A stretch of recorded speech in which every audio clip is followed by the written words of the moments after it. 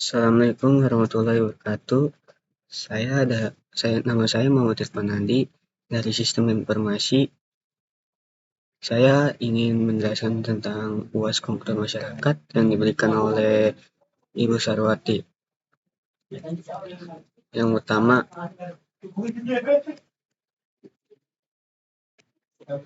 soal pertama yaitu studi kasus hak kekayaan intelektual di dalam negeri. Dan studi kasus dalam negeri yang pertama yaitu studi kasus 1 pelanggaran hak cipta di Indonesia pada tahun 2022. Sebuah perusahaan musik terkenal di Indonesia menemukan bahwa salah satu langit hit mereka telah diunggah secara ilegal di platform musik daring yang populer. Perusahaan tersebut melacak pelanggaran hak cipta ini dan menemukan bahwa sebuah perusahaan kecil telah mengunggah lagu tersebut tanpa izin. Perusahaan musik tersebut kemudian mengambil tindakan hukum terhadap perusahaan kecil tersebut untuk melindungi hak cipta mereka. Studi kasus yang kedua, perkara paten di Indonesia. Sebuah perusahaan teknologi Indonesia mengembangkan produk revolusioner dalam bidang energi terbarukan. Mereka mengajukan paten untuk teknologi mereka, tetapi kemudian menemukan bahwa perusahaan asing di luar negeri mengklaim memiliki paten yang serupa. Perusahaan di Indonesia tersebut mengajukan tuntutan hukum di Pengadilan Properti Intelektual untuk membuktikan keaslian teknologi mereka dan melindungi hak kekayaan intelektual mereka. Yang studi kasus yang ketiga, pembajakan perangkat lunak di Indonesia. Sebuah perusahaan perangkat lunak internasional menemukan bahwa salah satu produk mereka telah dibajak di Indonesia. Produk pembajakan tersebut dijual secara massal di pasar gelap dengan harga yang jauh lebih rendah. Perusahaan perangkat lunak tersebut bekerja sama dengan pemerintah dan aparat penegak hukum untuk melakukan pengerebekan dan menindakan pelaku pembajakan tersebut sesuai dengan hukum kekayaan intelektual yang berlaku. Studi kasus yang ada di luar negeri yaitu studi kasus 1 yang pertikaian paten antara Apple dan Samsung. Pertikaian ini antara Apple dan Samsung telah terjadi di berbagai negara, termasuk Amerika Serikat, Jerman, dan Australia. Kedua perusahaan asing menuduh melanggar hak kekayaan industri terkait desain dan fitur produk mereka. Dan kasus ini mencangkup paten desain, paten perangkat keras, dan paten perangkat lunak, serta melibatkan berbagai aspek teknologi informasi seperti smartphone dan tablet. Studi kasus yang kedua, perjuangan hak cipta dalam industri musik di Eropa. Industri musik di Eropa telah mengalami tantangan dalam hal hak cipta dan kekayaan intelektual.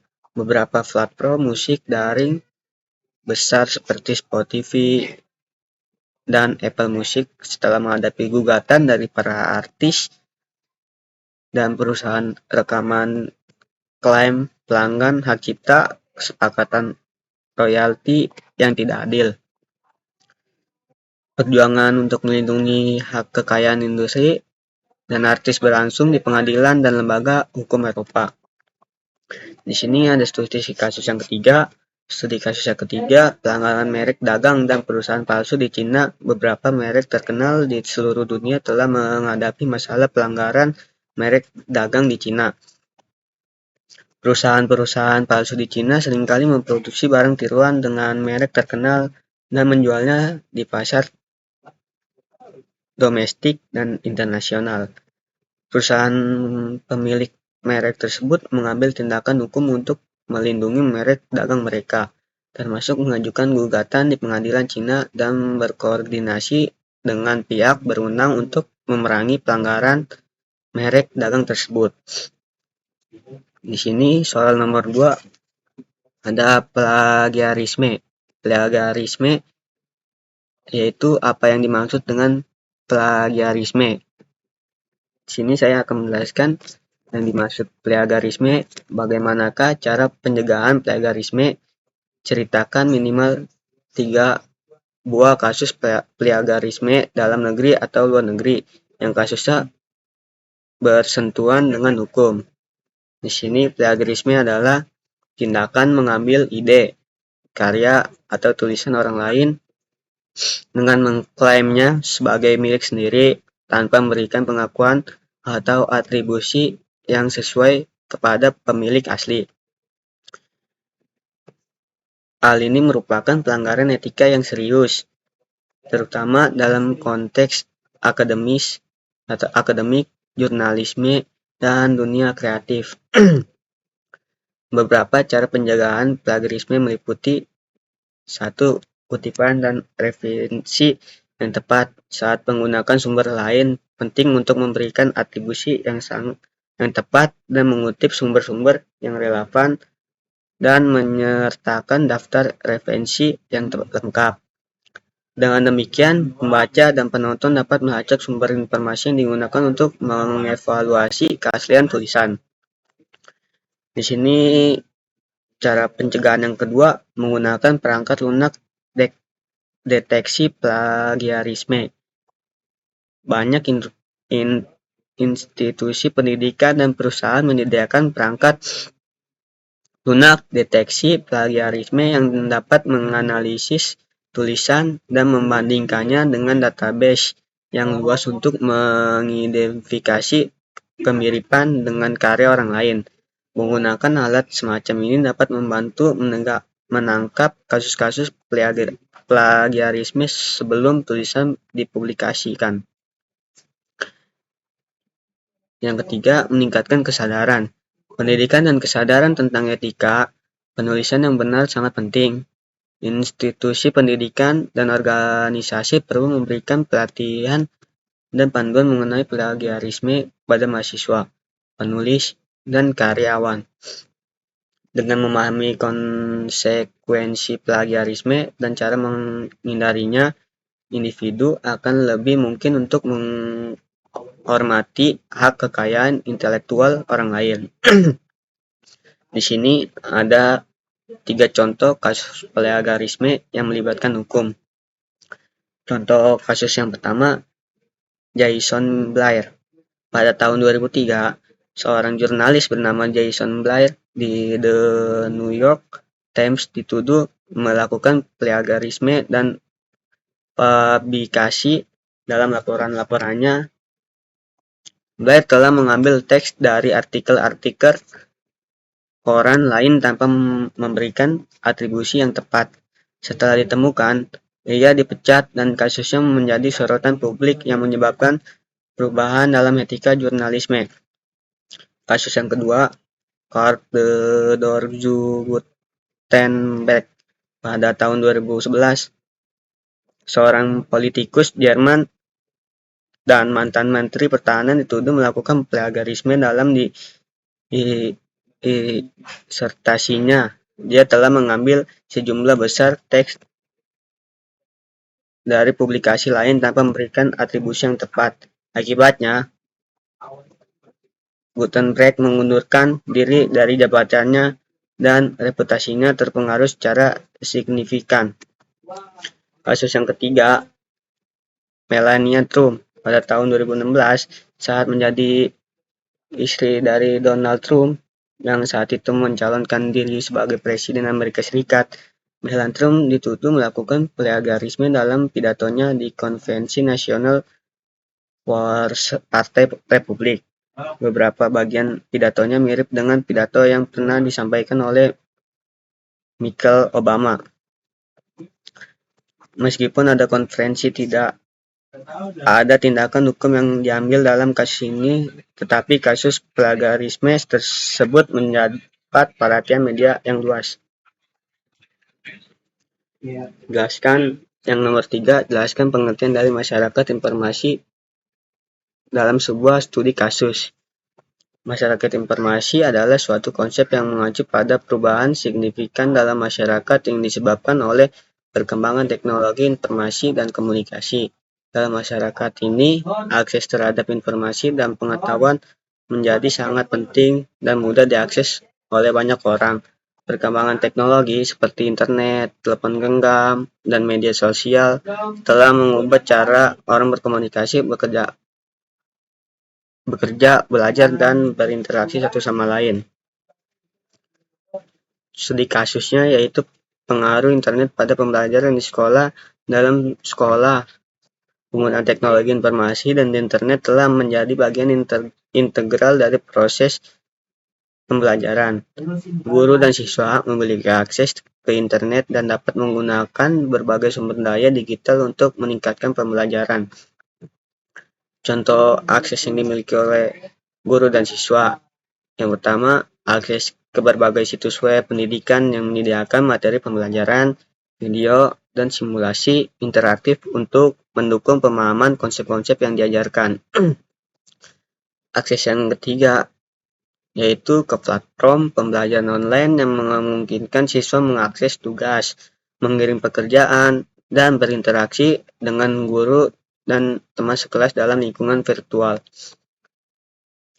Akses yang ketiga yaitu ke database. Di sini perpustakaan digital yang menyimpan buku, jurnal, dan sumber daya pendidikan lainnya yang dapat diakses secara online. Yang keempat, kemampuan untuk berkomunikasi dengan guru dan teman sekelas melalui email, forum diskusi, atau platform obrolan dalam lingkungan belajar online. Yang kelima, akses ke alat pembelajaran interaktif seperti aplikasi pembelajaran bahasa asing atau alamat matematika online yang membantu siswa memperoleh pemahaman yang lebih baik melalui praktik langsung. Dalam masyarakat informasi, penggunaan teknologi informasi dan internet dalam pembelajaran memberikan banyak manfaatnya, yaitu 1. Akses yang lebih mudah dan cepat terhadap berbagai sumber daya pembelajaran. 2. Keterlibatan aktif siswa dalam pembelajaran melalui penggunaan media interaktif dan alat pembelajaran yang menarik. Yang ketiga, kemampuan siswa untuk belajar secara mandiri dan sesuai dengan kecepatan mereka sendiri melalui penggunaan platform pembelajaran online. Yang keempat, peluang untuk berkolaborasi dengan siswa lain secara virtual, berbagi ide, dan bekerja sama dalam proyek-proyek pembelajaran. Yang kelima, meningkatkan aksesibilitas bagi siswa dengan kebutuhan khusus melalui alat bantu dan aplikasi khusus yang dapat disesuaikan dengan kebutuhan mereka. Namun, perubahan ini juga dapat menimbulkan tantangan seperti masalah keamanan digital, penyalahgunaan teknologi, atau kesenjangan akses. Oleh karena itu, kepentingan bagi pendidikan dan masyarakat untuk mengelola penggunaan teknologi informasi secara bijaksana agar dapat memberikan manfaat yang maksimal bagi pembelajaran dan perkembangan masyarakat. Di sini persoalan keempat yaitu ceritakan mengenai semua hal tentang diri Anda dengan menggunakan analisis SWOT. Di sini analisis SWOT adalah suatu metode yang digunakan untuk mengevaluasi kekuatan, kelemahan, peluang, dan ancaman suatu individu, organisasi, atau entitas. Kekuatan di sini ada nomor 1, pengetahuan dan kemampuan bahasa. Saya memiliki pengetahuan yang luas dengan berbagai bahasa dan budaya termasuk bahasa Inggris. Saya mampu berkomunikasi dengan lancar dan menulis dengan baik dalam berbagai konteks. Yang kedua, kreativitas. Saya memiliki pemikiran kreatif dan mampu menghasilkan ide-ide baru dalam berbagai situasi. Hal ini memungkinkan saya untuk memecahkan masalah dengan cara yang inovatif dan berbeda. Di sini yang ketiga, belajar cepat.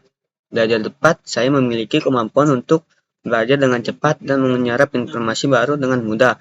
Saya dapat menguasai keterampilan baru dengan efisien dan beradaptasi dengan cepat terhadap perubahan. Yang keempat, kata keterorganisasian. Saya memiliki kemampuan yang baik dalam mengatur dan mengelola waktu serta tugas-tugas yang diberikan. Saya mampu mengatur prioritas dengan baik dan bekerja dengan efisien. Di sini ada kelemahan. Kelemahan yaitu ketergantungan pada rutinitas. Kadang-kadang saya menjadi terlalu terikat pada rutinitas yang telah saya bentuk. Hal ini dapat menghambat eksplorasi baru dan menghambat kemampuan untuk beradaptasi dengan cepat terhadap perubahan-perubahan. Yang kedua yaitu kesulitan dalam mengambil resiko. Saya cenderung memiliki kecenderungan untuk berhati-hati dan kadang-kadang sulit mengambil resiko. Hal ini dapat membatasi peluang baru yang mungkin muncul. Kurangnya pengalaman. Meskipun saya memiliki pengetahuan yang luas, saya mungkin masih kurang pengalaman dalam beberapa bidang tertentu. Hal ini bisa menjadi tantangan saat menghadapi situasi yang memerlukan keahlian khusus. Yaitu peluang nomor 1 yaitu pengembangan profesional. Ada banyak peluang yang mengembangkan diri saya melalui pelatihan, sertifikasi, dan pengalaman kerja yang baru. Saya dapat terus meningkatkan keterampilan dan pengetahuan saya untuk mencapai tujuan karir yang lebih tinggi. 2. Networking. Dalam era digital ini, saya dapat memanfaatkan jaringan online dan media sosial untuk membangun hubungan dengan profesional di berbagai bidang. Ini memberikan saya peluang untuk belajar dari orang-orang yang berpengalaman dan memperluas peluang karir. Yang nomor 3, permintaan akan kemampuan bahasa. Dengan pengetahuan bahasa yang saya miliki, ada permintaan yang terus meningkat untuk orang-orang yang mampu berkomunikasi dalam bahasa yang berbeda. Ini dapat membuka peluang pekerjaan di bidang penerjemah, pengajaran bahasa, atau komunikasi internasional. Ancaman. Nomor 1. Persaingan yang ketat. Di era globalisasi ini, persaingan dalam dunia kerja sangatlah ketat. Yang harus siap bersaing dengan banyak individu yang memiliki kualifikasi dengan keterampilan serupa. Nomor 2, perubahan teknologi.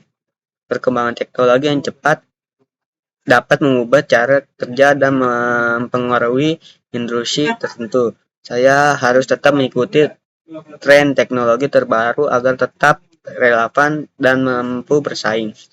Nomor 3, ketidakpastian ekonomi. Perubahan kondisi ekonomi dapat mempengaruhi peluang kerja dan stabilitas karir. Saya perlu memiliki fleksibilitas dan kemampuan untuk beradaptasi dengan perubahan situasi ekonomi yang mungkin terjadi. Di sini yaitu nomor 5. Persoalan nomor 5 yaitu ceritakan kegiatan pengabdian kepada masyarakat yang telah kalian lakukan. Di sini pada tanggal 20 Maret 2003, kelompok kami melakukan pengabdian kepada masyarakat tentang bahaya micet bagi remaja. Dan gambar di samping itu kami bertanya kepada narasumber itu, dan ketika kita bertanya tentang dia mengetahui micet. Dan si narasumber itu menjawab, tidak tahu apakah itu micet. Namun narasumber